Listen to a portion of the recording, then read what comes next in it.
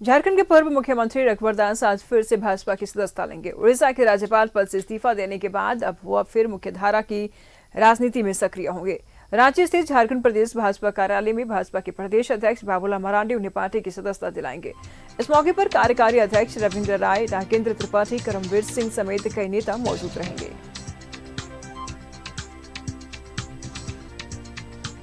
तो आज बीजेपी की सदस्यता लेंगे पूर्व सीएम रघुवर दास। बीजेपी प्रदेश कार्यालय में पार्टी की सदस्यता ली जाएगी। तो प्रदेश अध्यक्ष बाबूलाल मरांडी पार्टी की सदस्यता दिलाएंगे। पूर्व मुख्यमंत्री रघुवर दास को फिर से मुख्यधारा की राजनीति में सक्रिय होंगे रघुवर दास।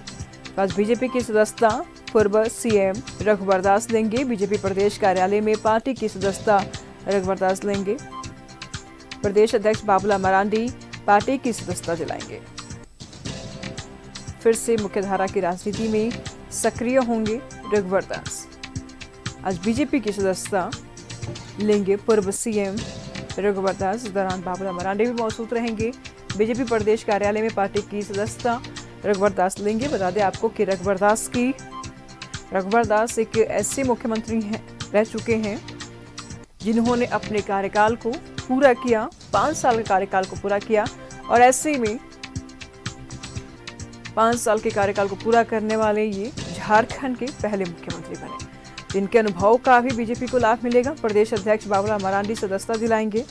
इनके अनुभव से भी बीजेपी में एक ताकत मिलेगी और डिसीजन लेने में, नीतियों में भी एक मजबूती मिलेगी। तो आज बीजेपी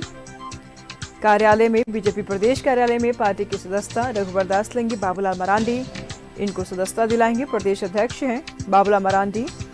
फिर से मुख्यधारा की राजनीति में सक्रिय होंगे रघुवर दास। हालांकि केंद्र की तरफ से भी ये बातें सामने आ रही हैं कि कोई बड़ी जिम्मेदारी दी जा सकती है रघुवर दास को।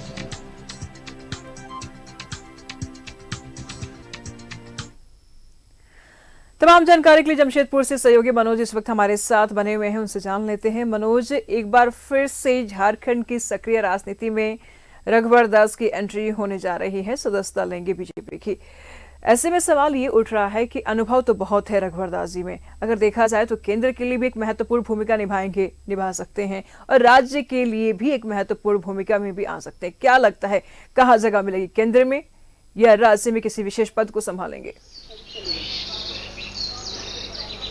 देखिए, निश्चित तौर पे अब तक जो कयास लगाया जा रहा है कि रघुवर दास जी को इस बार केंद्र में बड़ी भूमिका मिल सकती है, क्योंकि राज्य की भूमिका की बात करें तो 2 बार वो प्रदेश अध्यक्ष भी रह चुके हैं झारखंड में, झारखंड के मुख्यमंत्री भी रह चुके हैं और साथ साथ महामहिम राज्यपाल भी रहे हैं। तो निश्चित तौर पे अब जो कयास लगाया जा रहा है कि अब रघुवर दास जी को अभी पहले सदस्य बन जाएं, यानी दूसरी पारी की शुरुआत वो आज करेंगे और उसके बाद निश्चित तौर पे जो भारतीय जनता पार्टी बड़ी जवाबदेही, बड़ी जिम्मेवारी दे सकती है, क्योंकि राष्ट्रीय अध्यक्ष का कुर्सी भी खाली हो रहा है और राष्ट्रीय अध्यक्ष की कुर्सी खाली होने के साथ साथ राष्ट्रीय अध्यक्ष बनेंगे कौन, इसको लेकर भारतीय जनता पार्टी के अंदर में लगातार खोजबीन चल रहा था। लेकिन रघुवर दास एक ऐसे चेहरा, और इसी बीच अगर राज्यपाल के पद से इस्तीफा देना तो ये साफ दर्शाता है कि हो सकता है कि वो राष्ट्रीय अध्यक्ष यानी जेपी नड्डा का जगह ले सकते हैं। लेकिन अभी जब तक घोषणा नहीं हो जाए कहना मुश्किल है। लेकिन भारतीय जनता पार्टी नीचे के कार्यकर्ताओं को ऊंचे स्थान पे ले जाती है। वो देखने को मिला जहां जो पिछले पायदान में बैठा हुआ बीजेपी का विधायक है उसको मुख्यमंत्री इन्होंने बना दिया, चाहे छत्तीसगढ़ की बात कर ले या उड़ीसा की बात कर ले। तो भारतीय जनता पार्टी के अंदर ये चीज एक कल्चर है कि वो अपने कार्यकर्ताओं को, और वो भी वो कार्यकर्ता जो 5 साल तक झारखंड में, अब तक झारखंड के इतिहास में 5 साल तक अकेला सरकार चलाने वाला अगर कोई है तो अब तक है वो रघुवर दास जी।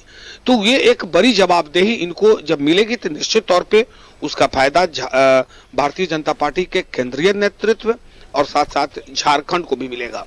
हालांकि लोगों के अंदर जो उत्साह है वो देखते बन रहा है, बीजेपी के कार्यकर्ताओं में काफी उत्साह है। आप याद कीजिए कि जिस दिन रघुवर दास जी राज्यपाल का पद छोड़कर आए थे, उसके बाद उनका राजधानी रांची में एयरपोर्ट पर स्वागत, उसके बाद जमशेदपुर पहुंचे थे। हालांकि उस समय देश के पूर्व प्रधानमंत्री मनमोहन सिंह का निधन हो गया था, जिसको लेकर जमशेदपुर में ज्यादा कार्यक्रम नहीं हुआ, कुछ नहीं, लेकिन लोगों का के अंदर एक उत्साह था, वो देखते बन रहा था कि आप उस लीडर को इंतजार कर रहे थे जो लीडर राज्यपाल था, महामहिम था, और जब वो सक्रिय राजनीतिक में आना चाहता है तो निश्चित तौर पे वो अंदर कार्यकर्ताओं के अंदर एक जोश देखने को मिला। तो रघुवर दास जी आज जैसे 12:30 बजे आप पार्टी की सदस्यता लेंगे तो निश्चित तौर पे बड़ी जवाबदेही मिल सकती है, और कयास लगाया जा रहा है कि फरवरी माह में वो इनको जवाबदेही जो है वो मिल सकती है, या तो केंद्रीय नेतृत्व में जाएंगे या झारखंड की कमान संभालेंगे। लेकिन अब तक जो सूत्र बता रहे हैं कि वो बड़ी जवाबदेही केंद्र में ही मिल सकती है। जी जी मनोज, सवाल ऐसे में ये भी उठ रहा है कि विधानसभा चुनाव में जिस तरीके से बीजेपी को मुक्की खानी पड़ी थी, उसके बाद कहीं ना कहीं मनोबल में काफी कमी नजर आ रही है। हालांकि सत्ता पक्ष की तरफ से ये लगातार इस तरीके के बयान भी सामने आ रहे हैं कि मनोबल कम है। और देखिए ना, नेता प्रतिपक्ष का भी चुनाव नहीं हुआ, विपक्ष में कौन नेता रहेगा इसका चुनाव नहीं हुआ है। तमाम ऐसे फैसले हैं जो बीजेपी को अब तक लेना चाहिए था झारखंड में, वो अब तक ले नहीं पाई है। तो इनके आने के बाद क्या उस फैसलों में भी मजबूती मिलेगी? देखिए, ये तो तय है कि बहुत जल्द यानी 15 जनवरी के बाद प्रतिपक्ष के लीडर के नाम की घोषणा हो जाएगी, क्योंकि माननीय न्यायालय ने भी इस पर संज्ञान ले लिया और उसके बाद कहा कि अविलंब उस पोस्ट को जो खाली है उससे भरे, ताकि आगे राज्य के विकास का काम हो सके। तो ये तो 15 जनवरी के बाद होना ही है कि यहाँ प्रतिपक्ष का लीडर कौन होगा। जो जीते हुए विधायक उसमें से किसी न किसी को प्रतिपक्ष का लीडर बनाया जाएगा।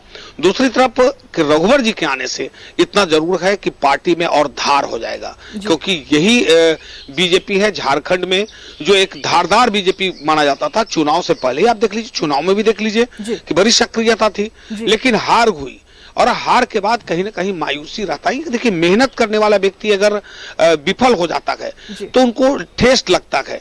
अब हार किस कारणों से हुई ये बीजेपी और पूरे सारे लोग समझ रहे हैं कि आखिर सामने वाली जो पार्टी थी उसने जनता को क्या कहा, इन लोगों ने जो जनता को कहा उस पर जनता को कितना भरोसा था। तो कहीं ना कहीं बीजेपी के लिए रघुवर दास का आना ये एक अमृत का काम जरूर करेगा, क्योंकि ये एक बूथ स्तर के कार्यकर्ता से अपनी राजनीतिक की शुरुआत इन्होंने की और महामहिम तक का सफर तय किया। तो इनको पता है कि ग्रास रूट के जो कार्यकर्ता है उनको कैसे आगे ले जाना है, वो काम करने वाले कौन हैं, वोट बैंक मेरा कौन है, वोटिंग परसेंटेज कैसे बढ़ेगा। हालांकि इस बार वोटिंग परसेंटेज बढ़ा, लेकिन सरकार नहीं बना पाए क्योंकि सत्ता में नहीं आ पाए। लेकिन एक सशक्त विपक्ष की भूमिका बीजेपी निभा सकती है, और ज्यादा नहीं है, 15 जनवरी के बाद कयास लगाया जा रहा है कि प्रतिपक्ष के लीडर का नाम क्लियर हो जाएगा। जी नजर बनाए रखिएगा मनोज, लगातार हम आपसे जानकारी लेते रहेंगे। फिलहाल बहुत बहुत शुक्रिया आपका इन तमाम जानकारियों के लिए।